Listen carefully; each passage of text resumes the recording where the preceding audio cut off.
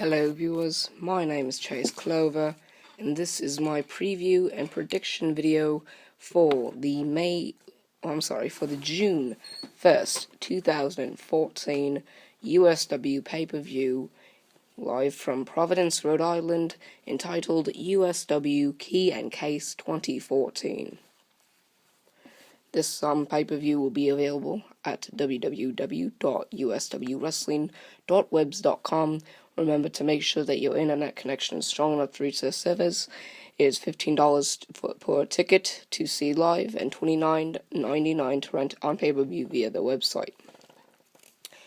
This pay-per-view match card features 12 matches, including 1, 2, 3, 4, 5 championship matches, and 3 main event matches. So let's get into it. First match is the kickoff match, and the first match on the match card, DHIG versus Philip Akron.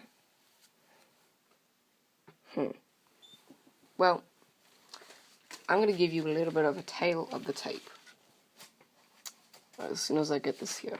Alright. Now, at USW Tap Out 2014,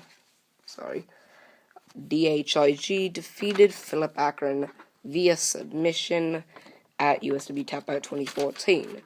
Now that they face again, as I chose Philip Akron to win last time, and he did not, that kind of brings suspicions for me to find out who I think would win the match.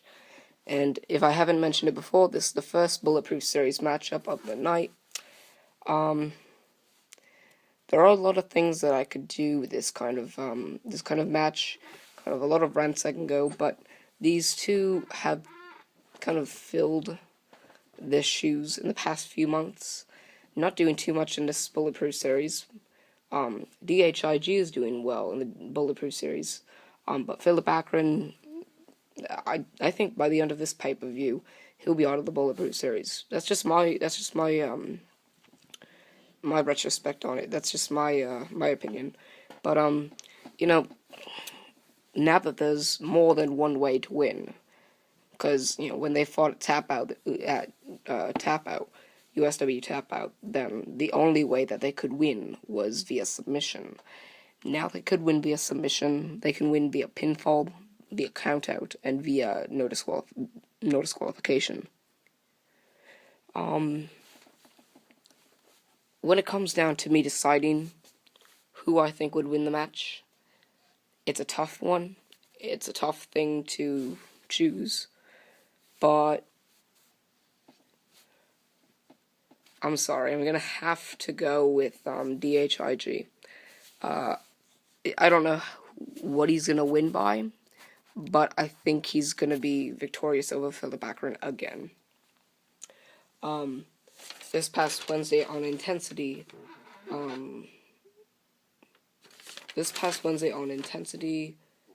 DHIG defeated Dwayne Porter, and Philip Akron lost to Greyhound in a triple threat match also involving Rush.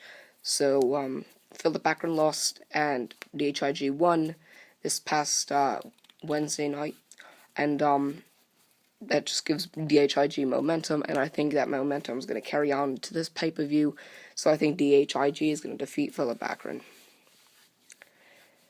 The second match on the night, Corner versus Titanfall.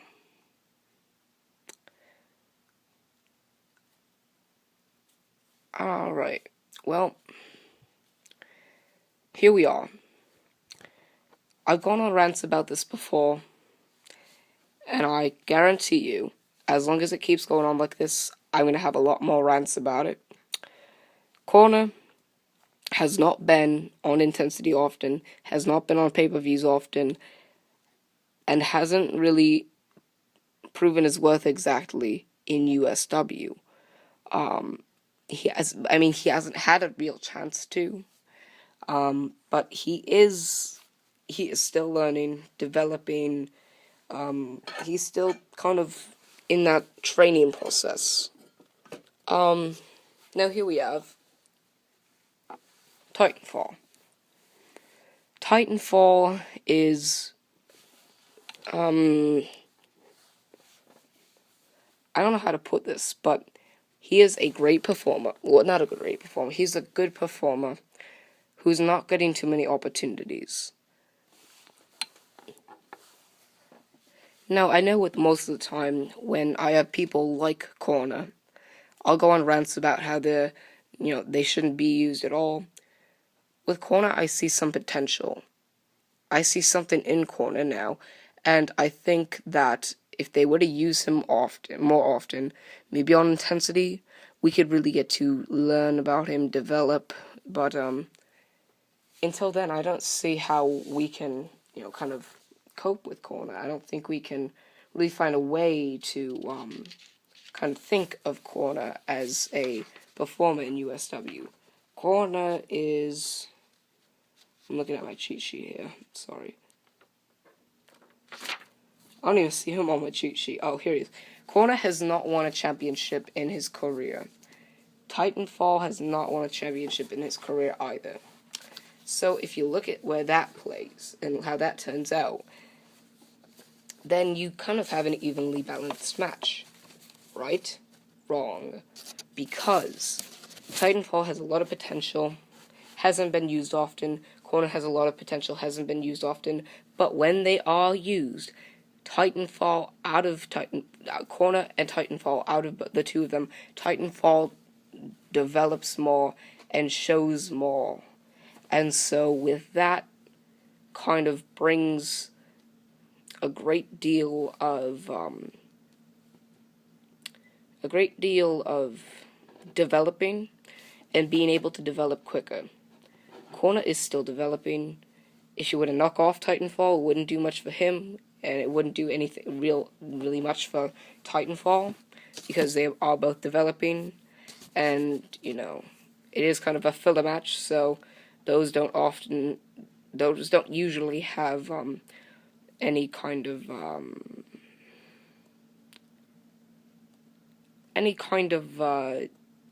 significance towards a career. But if I had to choose, I would say Titanfall, because he is showing more heart, and he is fighting, and he is a fighting champion, and I applaud him for that. And what I want to see is, I want to see more from Corner, but I want to see more from Titanfall. I think Titanfall has a real well chance to be this kind of performer who is on the mid card, not just in those kind of filler matches or that kickoff match.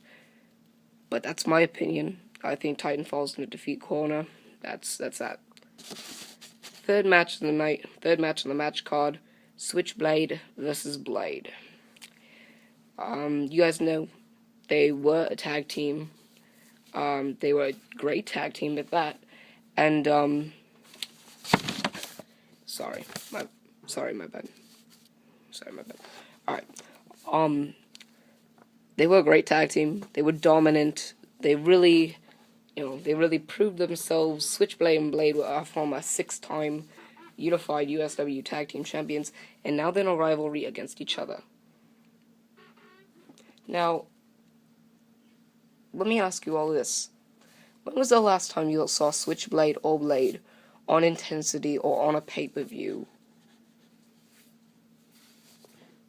It may have been a few months, maybe a week or two, maybe a few weeks ago. But here's the thing. They're trying to develop a rivalry with performers that haven't been used often, haven't been given a storyline that's continuous, and that's what USW is doing. Their rivalries or whatever, they don't have any build to them. They're not doing anything with the rivalries. That's why they still have filler matches. Even with WWE, who's becoming very predictable, doing what they want to do instead of listening to the fans, even they are becoming less predictable. Even WWE is also doing something with their filler matches, as in a rivalry. Like, I believe it was Extreme Rules. They had Alexander Rusev versus R-Truth and Xavier Woods. That was a filler match. Yet they still had some kind of meaning and backstory to it. USW isn't doing that. There are filler matches on this card that don't have a rivalry at all, and haven't really had a chance to have a rivalry, and really shouldn't. Like with Corner and Titanfall. There's also Brandon Stickler and JLB, which I'll get to later on. Yo-Yo Joe and Weston, like, that was a rivalry, but they're not doing anything to keep it continuous. I mean, come on, USW, try harder. Switchblade and Blade, I can tell this still used to be tag team performers, but in my perspective, this is not going to be an entertaining match, because they're not used to being singles competitors, and they're not going to put on a great singles competition. If they were in tag team competition, then I could see them doing better, but I don't see them doing better. This isn't a tag team match. This is a singles match. This is singles competition, and when you have two people who are used to being on a tag team and fighting in a singles match or competing in a singles match, you almost guaranteed. I wouldn't say completely guaranteed, but I would say it could be likely to happen that you wouldn't get too much of a buzz there. And this is a rivalry, so this is gonna kind of affect their USW, I guess, career or whatever, if this rivalry keeps going on. But I really see no way for this rivalry to continue. But if I had to choose a winner, I would say Switchblade, just because of his ability. And, there's not much you can do with Switchblade and Blade. Unless you're going to use them often and try to make a real storyline out of it, I'm not really interested in a rivalry. The fourth match on the match card is the Extreme Championship match in a no disqualification. It's a no disqualification match for the Extreme Championship. Crimson Red defends the Extreme Championship against MC4. Not much I have to say about this. I've already ranted about this rivalry and how the Extreme Championship is the only thing in between it.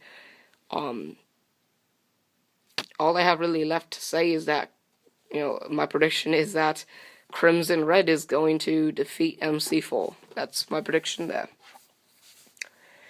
The fifth match on the match card is a Bulletproof Series triple threat match, and it is Rush versus Greyhound versus Dwayne Porter. Alright, I can recall this. USW No Remorse 2014. Greyhound defeats Derek Carter in the Bulletproof Series match. USW Tap Out 2014. Dwayne Porter defeats Greyhound. USW Key And Ca 2014. Greyhound vs. Dwayne Porter versus Rush. Now, I would have no problem with this being Greyhound vs. Dwayne Porter. I would actually find it entertaining. I would find this to be one of the great, good matches on the match card. But now you add Rush, which completely breaks that down. It doesn't completely break it down, but it cuts down on my interest to want to watch this match. You should have had Greyhound vs. Dwayne Porter, because that could have been a rivalry. And you could have a rivalry in the Bulletproof Series that may actually gain viewers and gain interest. But now with Rush, now I'm kind of lenient as to whether they want this as a rivalry or not. You know what I mean? Like, when there's a rivalry you want to go on. Like Jack Swagger and Antonio Cesaro in WWE. They ended up adding Rod Van Dam to the rivalry. That made me, I wasn't really interested in the first place, but that made me less, wanting to hear. That made me less. That made me want less to have knowledge of that. I don't know how to say it, but it made me lose interest in that rivalry even more. And with Greyhound and Dwayne Porter, it's the same situation, but, well, not the same situation, but it's a similar situation. And then you add Rush in. That kind of deteriorates it. And I know Rush isn't a bulletproof series, but why not have it kind of be, why not have him face someone like, DHIG or Philip Akron? But, I can't really complain too much. And I mean, now they have an odd number of performers in USW, so they are going to have triple threat matches or handicap matches or whatever. But not much else I can say except for my prediction again, and I think Greyhound's going to defeat Rush and Dwayne Porter. I think he's going to make Dwayne Porter submit. That's what I think he's going to do. But, that's that. I mean, let's see. Rush has not held a championship at all. Greyhound has not held a championship at all. Dwayne Porter has held the Blue Belt Championship 7 times. So you're having 2 people face an experienced performer. You saw that Greyhound could do it. What makes you think Rush can do it? Rush hasn't even been added as an element in any kind of rivalry that could have gone towards a championship match. I mean, Greyhound was, expected to have an element for the USW World Heavyweight Championship at one point, and also the Blue Belt Championship. So, having Rush in this rivalry just kind of brings interest down. I mean, once after this pay-per-view, considering I believe another person will be eliminated, so they'll be back to an even amount of wrestlers or performers. I think that's when they'll put Greyhound vs. Dwayne Porter in again. I guess they just needed Rush to fit in somewhere, so. But that's that. I think Greyhound's going to defeat Dwayne Porter and Rush. He's got the skill. He's shown he's worthy of it, so that's that. The 6th match on the match card, Brandon Stickler vs. J. Elton B. Alright, you had Brandon Stickler versus Eli in the last pay-per-view. Eli beat Brandon Stickler. J. Elton B. has not seen the wrestling ring, and has not performed for USW since, I believe, 2013. And if he's fought for them in 2014, then I don't remember watching it. But, I can't really say anything, because I can't say anything about Brandon Stickler, because there is nothing really I could say about him. And I haven't seen J. Elton B. for a while, so I haven't really been able to see anything about that. So it's going to be hard for me to make the prediction, but I think Brandon Stickler is going to win, even though he lost to Eli last week, or at Tap Out 2014. I don't know if Jay and Elton B can do it, because, he's not at Eli, but he, I guess he has the chance. But anyways, I think Brandon Stickler will beat J. Elton B. The 7th match on our match card is a Bulletproof Series matchup, and it's for the Unified USW Tag Team Championships.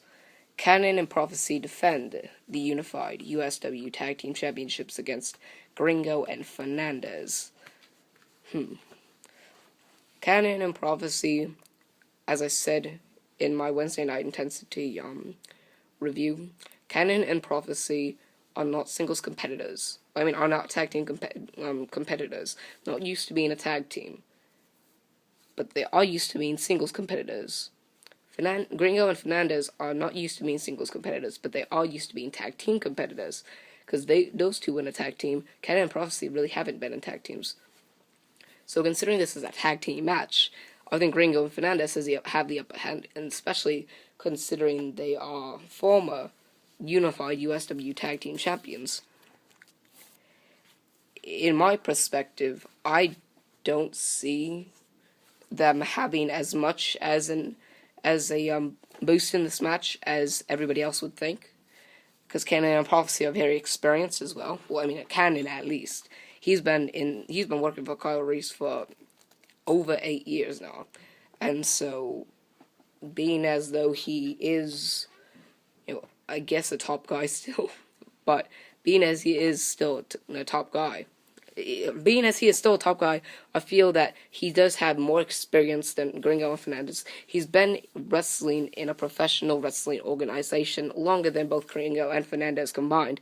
Actually, I think he's been also longer than Prophecy, and I think he's been more experienced and been in a real professional wrestling organization more longer than the other three combined. So with Cannon being on Prophecy's team, Prophecy has a real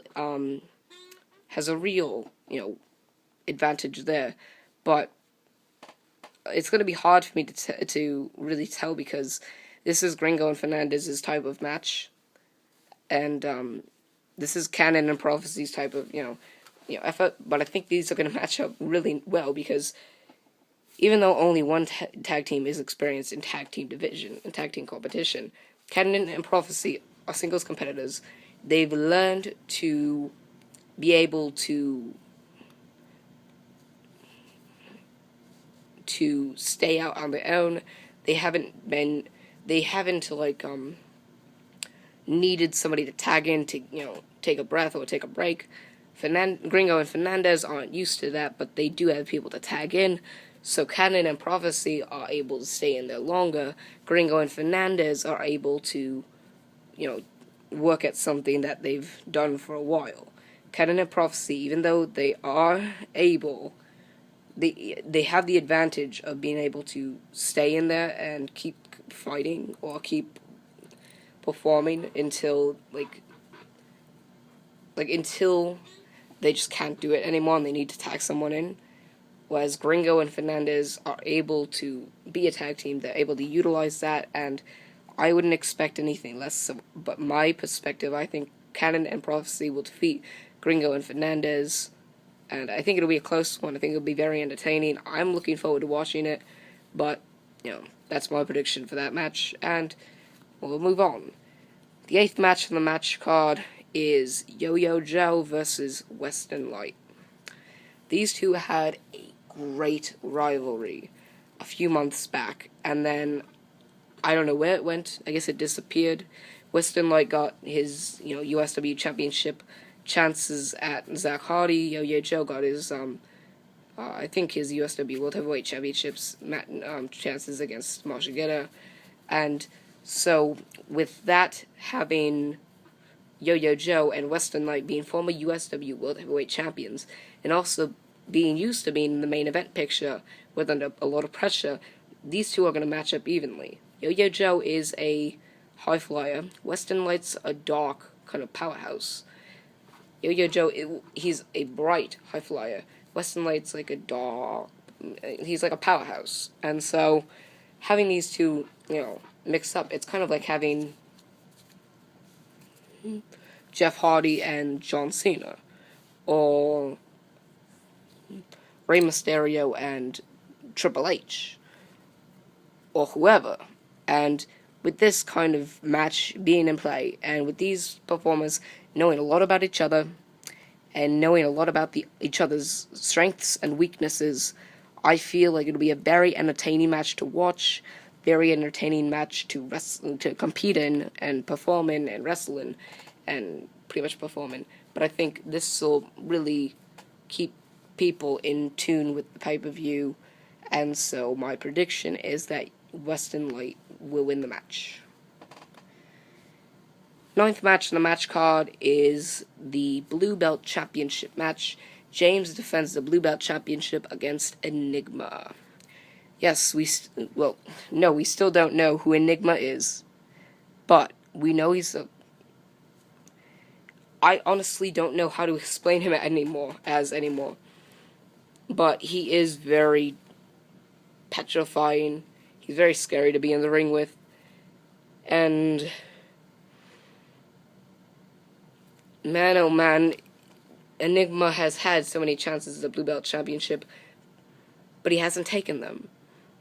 He hasn't won the championship, but here I am thinking that he will win the Blue Belt Championship. The reason that I think he's going to win the Blue Belt Championship is because he's got this advantage over James that he hasn't utilized before. in past Blue Belt Championship matches. And I think now at USW Key And Ca's 2014, I think he has the opportunity to utilize that advantage, and I think he's gotten enough rest and enough knowledge of James to be at the point where he can utilize that advantage, and he can be used to James. He is more in tune with James, and he's able to come out with the victory because of that advantage. He's used to James, so he's able to use that advantage, and I'm really excited to see this match. My prediction, Enigma will defeat James, become the Blue Belt champion. The 10th match on the match card is for the USW World Heavyweight Championship. Capital defends the USW World Heavyweight Championship against Mojigeda. Capital defeated Mojigeda at USW Tap Out 2014 to win the USW World Heavyweight Championship. Mojigeda, I was really upset to see him lose the championship. He was gaining so much momentum, and now, now that he's a good guy, or a face, Zach Hardy's a good guy, or a face, and now that Cannon is pretty much leaning towards a face, he is now one out of the top 3 performers in USW, and possibly in Connecticut. And all 3 of those are faces. So imagine what they can do selling for USW. I mean, you have Cannon, who's now in the tag team division, who can now get the tag team division more experience. You have Mojigeda, who's competing for the USW World Heavyweight Championship, kind of really good, a really good competitor, and utilizing his moveset and maneuvers, and kind of getting back in the swing of things, getting back into the picture. And you got Zach Hardy, who's winning the USW Championship, and who's got USW on his back, and is carrying them. And now, it's not just Zach Hardy alone. Mojigeda and Cannon are helping him out. Now he's got Yo-Yo Joe and Western Light in the back of it, trying, and lifting up USW as best they can as well. And now, out of the top 3 performers in USW, they're in all of the rest of the top 5. They are carrying USW so much farther away than SWO, and USW is just going to break away so much that SWO just fades away. And with Mojigeda getting back on the horse and getting back into that picture, I think he's got the momentum. Capital just won the USW World Heavyweight Championship. He's not completely experienced in this kind of pressure. Mojigeda has been for over 8 years. A little bit over 8 years. And now, Mojigeda, back on the horse, he's getting back into that picture, he's got that momentum. Capital is just getting some momentum because of the fact that he's not used to this pressure. He's not used to being, having a target on his back. He's not used to being the USW World Heavyweight Champion. Mojigeda is. He's used to having a target on his back. And he's used to the pressure. That's why I think Mojigeda will win the match, because he's got so much experience, and he's got Capital being, he's got pressure on his back, but Capital's got even more, because this is Capital's first USW World Heavyweight Championship defense, and that's a lot of pressure for Capital to handle. And I'm not sure yet if Capital's one to break under pressure, but if he does, then we know, because obviously Mojigeda is not the one to break under pressure. We don't know about Capital yet, because he just won the USW World Heavyweight Championship, just got the target on his back, just became one of the top 2 men in the organization with the target. So,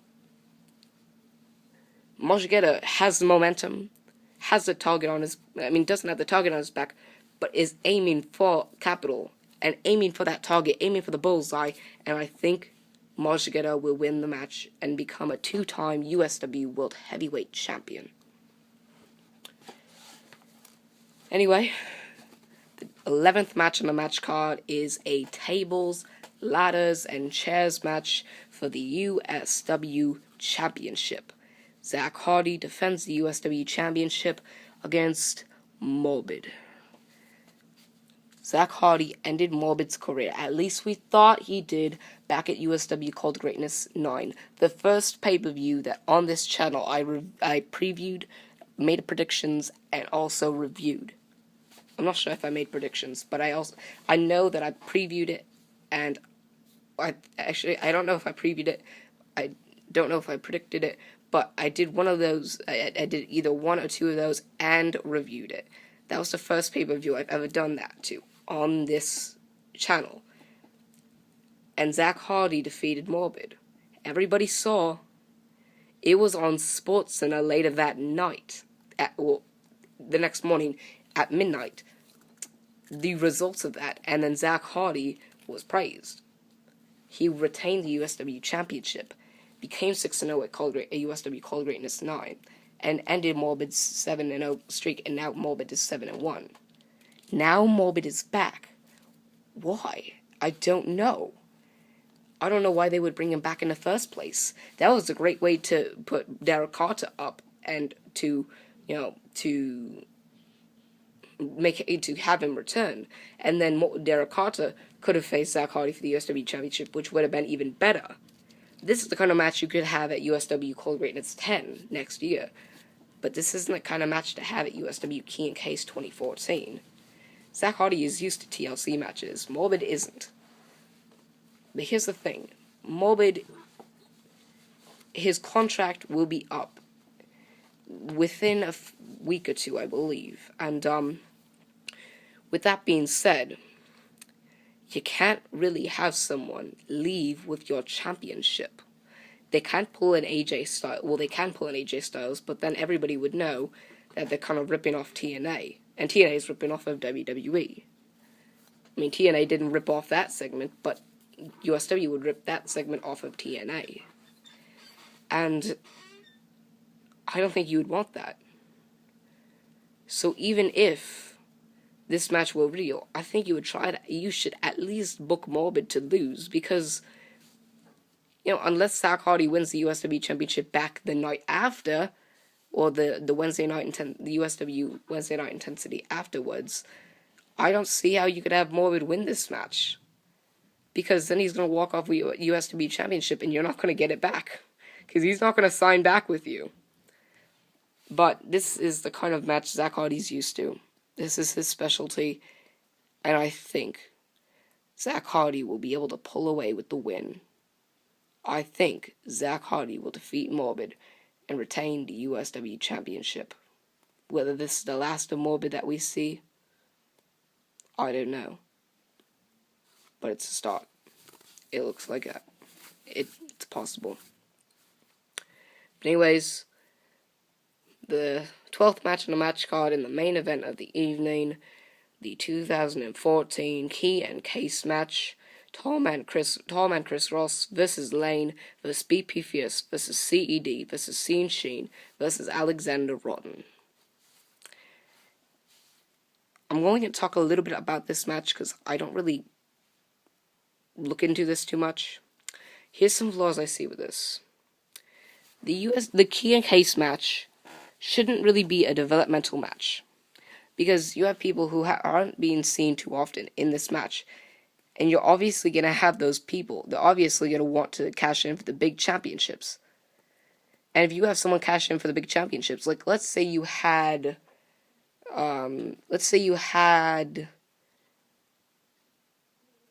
don't know, an example, Bay W win the USW Championship. Do you even know who Bay W is? No, I don't know. I don't know if you've seen him or not, but he is not a top performer. And if you have a C-show player win the big championship, one of the big championships, then what is that going to do for you? It's not going to do too well. You should have this be, with people like Tallman Chris Ross and Alexander Rotten. They've been former USW World Heavyweight Champions and USW champions. And so, with those two in this match, it's hard for me to predict who would win. Because you have these two very experienced performers. Well, not very experienced performers, but very bright performers. very skilled performers, I would say. And they're lifting this match on their backs. It's hard for me to predict because then you have Lane, who hasn't been seen on Intensity or pay-per-views for a while. BP Fierce, who's being used way too often. CED, who I don't even know what happened to ED, but, I guess now is in the singles competition. And Sean Sheen. Let me break this down for you. Alright. Let's go in order of, everybody in this match. BP Fierce, one-time blue belt champion. Lane, has not held a championship. Tall Man Chris Ross, 2013 top rope match winner, and four-time USW World Heavyweight Champion. CED, one-time unified USW Tag Team Champion. Let me see who else.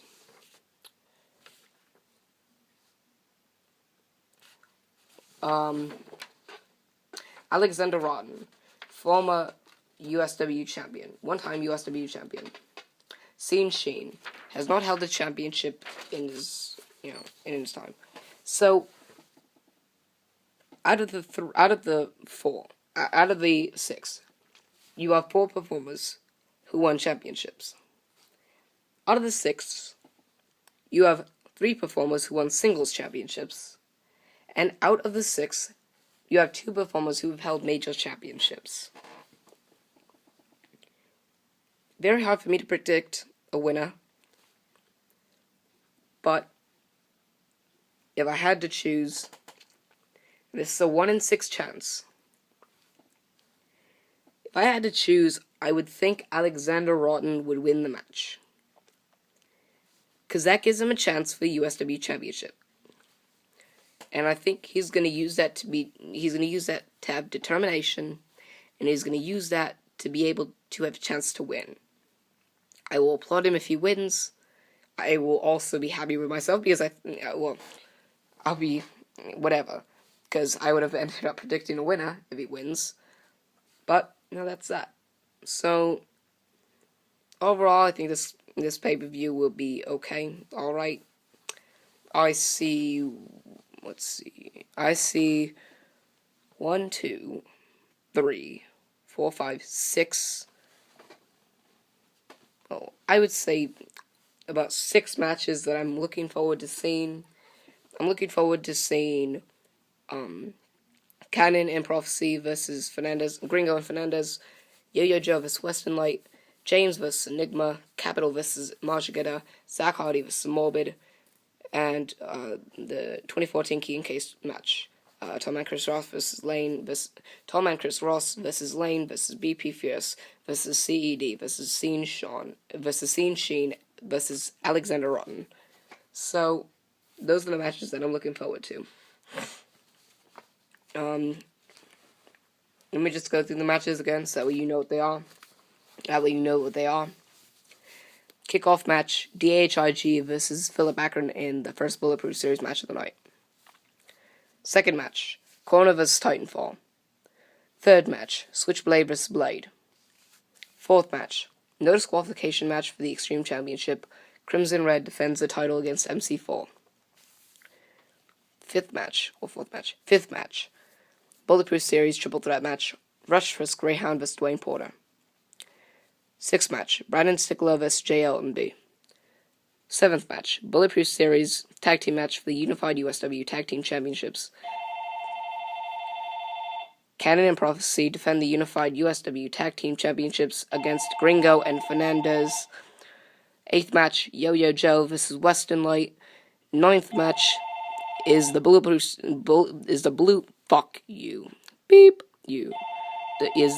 belt championship match. James defends the blue belt championship against Enigma. The 10th match. Shut the phone up! The 10th match of the night is the USW World Heavyweight Championship match. Capital defends the USW World Heavyweight Championship against Marshagetta. The 11th match of the night is the USW Championship match, TLC, Tables, Ladders, and Chairs match. Zach Hardy defends the USW Championship against Morbid.